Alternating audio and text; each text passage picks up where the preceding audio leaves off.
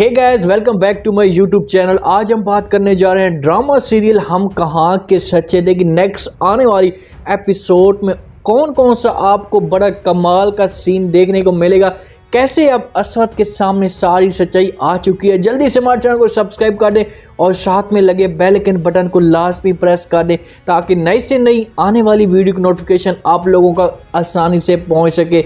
आखिरकार असवद को ऐसा हर चीज़ का पता लगना शुरू हो चुका है कि ये सब कुछ जो किया है मशल ने खुद ही किया है, महरीन ने इसके साथ कुछ भी नहीं किया। और शब्बो भी उसे सब कुछ बता देती है और उससे कहती है कि मैं चाय बना रही थी और मेरे पास मशल आती है और उससे कहती है कि ये जो गोलियां मैं आपको दे रही हूँ ये आप महरीन की चाय में मिला दें। तो शब्बो ये बात सुनती है मशल की तो बड़ी परेशान हो जाती है कि ये जो गोलियां होती हैं ये तो मशल खाती है नींद की, ये महरीन की चाय में क्यों वो मिला रही है। इस तरीके से मिस्टेक होती है इनसे और वो जो चाय होती है वो मशल पीती है जिसकी वजह से यहाँ से मशल को हमेशा के लिए जाना पड़ता है। तो जैसे ये सारे राज असवद के सामने आते हैं और वो आखिरकार ये सब कुछ देख चुका होते हैं आंखों के साथ, ये सब कुछ जो है महरीन ने नहीं किया, मशल ने किया, तो अपने आप कंट्रोल नहीं कर पाता। लेकिन शबो बेचारी उसके आगे हाथ जोड़ देती है और उससे कहती है कि आपने खुदा के लिए ऐसा कुछ भी नहीं करना। मशल की माँ को और मशल के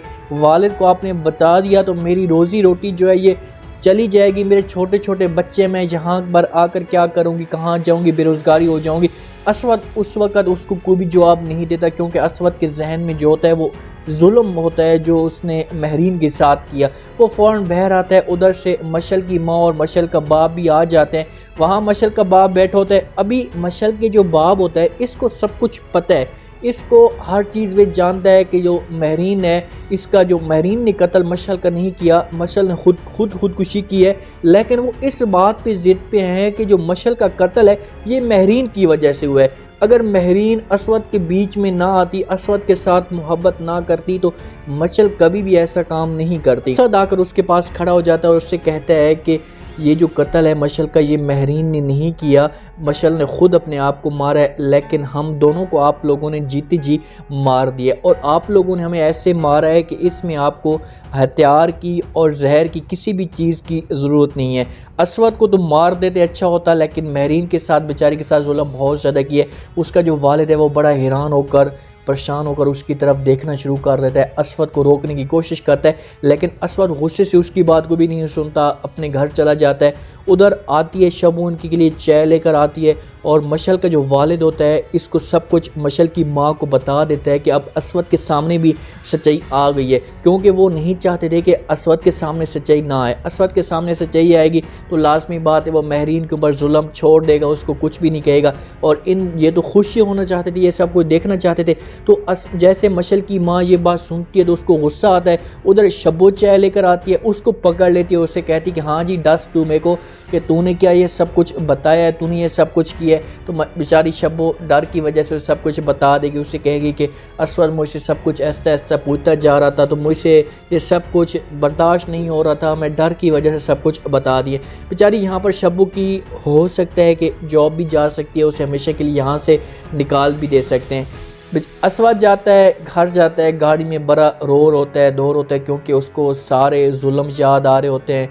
उसने जो महरीन के ऊपर जुल्म की अपने घर में, उधर महरीन हॉस्पिटल में पड़ी होती है, बीमार पड़ी होती है।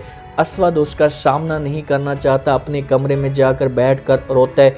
अब महरीन की जो डायरी होती है वो असवद के हाथ लगती है जिसमें महरीन ने पूरी एक एक चीज़, एक एक पॉइंट लिखा है। ये मशल मेरे साथ क्या करती थी, कैसे उसका रवैया अख्तियार करती थी मेरे साथ, और आखिरकार उसने अपने आप को कैसे मारा, क्योंकि महरीन ने सारी सच्चाई उसमें लिख दी है। जब वो डायरी असवद पढ़ेगा और वो उसके हाथ लगेगी तो फिर असवद के जो है पाँव तले ज़मीन निकल जाएगी कि यार देखो मैं इतना जुल्म इसके साथ करता रहा, ये सब कुछ लिखती रही तो ये उस वक़्त मेरे हाथ में लग जाती तो ये नौबत भी ना आती। यहाँ पर देखें असवद जाएगा महरीन के पास, महरीन से माफ़ी मांगने की कोशिश करेगा, उसे कहेगा कि महरीन मुझसे बहुत बड़ी गलती हो गई है, मुझे माफ़ कर दो, मैं कभी भी ऐसा नहीं करता, मैं माफ़ी के काबिल तो नहीं हूँ लेकिन प्लीज़ आप मुझे माफ़ करें। महरीन का यहाँ पर यह है कि पॉइंट उसका होगा कि वो उसे माफ़ कर देगी, उससे कहेगी कि असवद कोई भी बात नहीं है, मैं फिर भी आज तुम्हारे लिए वैसे ही हूँ जैसे पहले थी। लेकिन मशल की माँ और मशल का वालिद कभी भी नहीं चाहेंगे, वो चाहेंगे कि